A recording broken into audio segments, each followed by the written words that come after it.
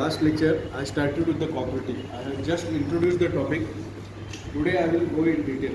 Just concentrate for 7 to 10 minutes. It is a very simple topic, but very important as far as exam is considered and clinical day-to-day practice is considered. So cooperative, as I told you, there are different types, different ways of classification. Like older classification, newer classification, then first generation, second generation, third generation, medicated, non-medicated. So first generation IoT means non-medicated IoT.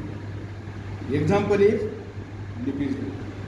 Second generation IoT is copper T, which is medicated with a copper.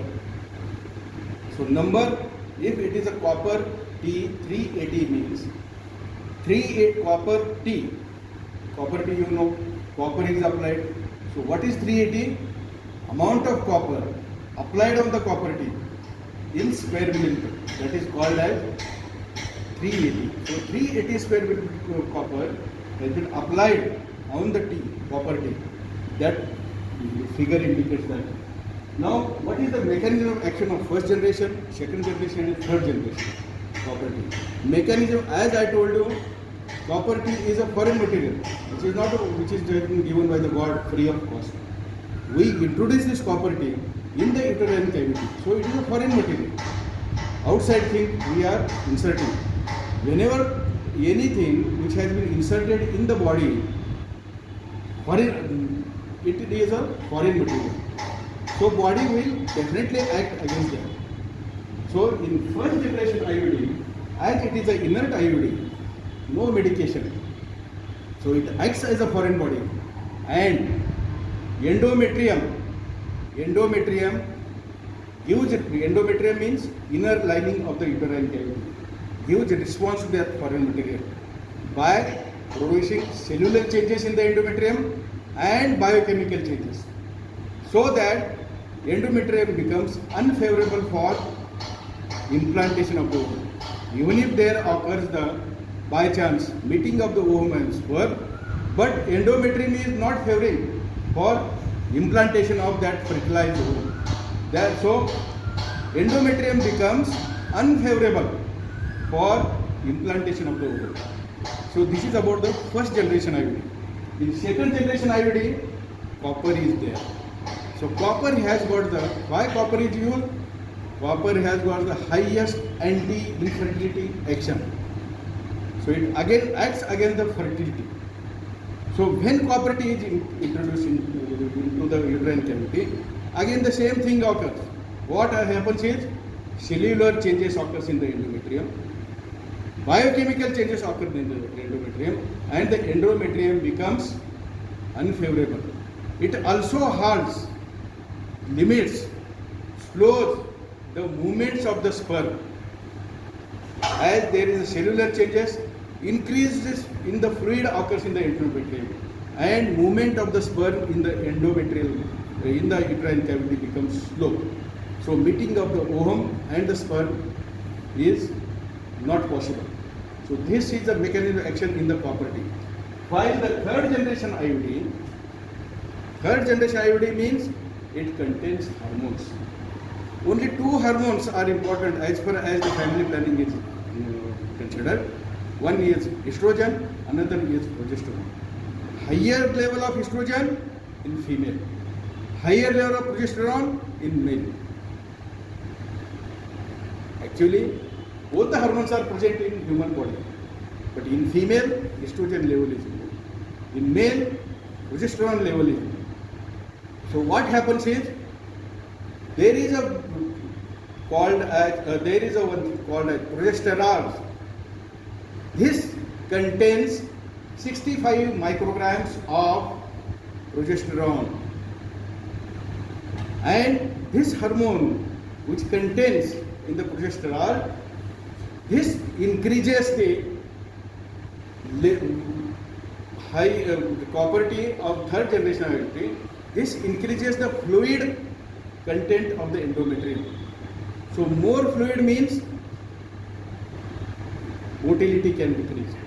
But this hormonal third generation contraceptive increases the viscosity of the cervical mucus. So movement of the sperm is reduced.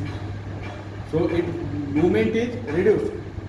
So when movement of the sperm is reduced, means it is a bit difficult for meeting of the ovum and the sperm. So this is about the mechanism of action. Now what are the advantages of copper T? Copper T advantages are it is easily available, easily can be inserted easily, less side effects. So these are the commonest advantages. Disadvantage is sometimes while insertion, if it is inserted forcefully, what happens is there may occur a perforation of the uterine cavity. Means endometrium, myometrium can get perforated. So number one. Number two, bleeding PV can occur. Number three, copper T can travel into the abdominal cavity. Number four, it can be expelled outside because of the uterine tone, muscle tone. So these are the few advantages and the disadvantages of copper T. Now when to insert the copper T? Copper T has to be inserted within the 10 days after the menstrual cycle. Why? Because up to this 10 days, between if the first to fourth, first day of the month and the fourth day, this is usually the normally bleeding occurs during the menstrual cycle. If the cycle is regular, then copper T can be inserted between 5th to 10th days. Why? Or up to maximum 1 week after the 4th day. Why? Because there is a dilatation of the cervix. Cervical dilatation is there, normal physiology. So, insertion of the copper T is easy.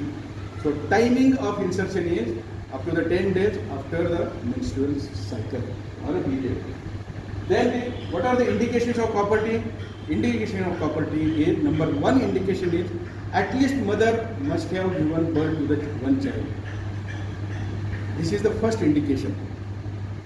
Second is, if the female is not interested in becoming pregnant again, so this consent has to be taken before insertion of the copper T. So this is the indication. What are the contraindication when not to introduce the copper T? Number one is PID, pelvic inflammatory diseases, sexually transmitted diseases. There is lot of bleeding PV, menorrhagia, hypermenorrhagia, lateral. So in that period, if there is a pus in the uterine cavity, you cannot introduce. So these are the contraindications. Or even if there is a previous history of ectopic pregnancy, copper T cannot be introduced. So what are the complications? Complications I have narrated: uterine perforation, PV bleeding, pain in abdomen, pelvic inflammatory diseases can occur if the female is not tolerating the copper T. So this finishes the copper T.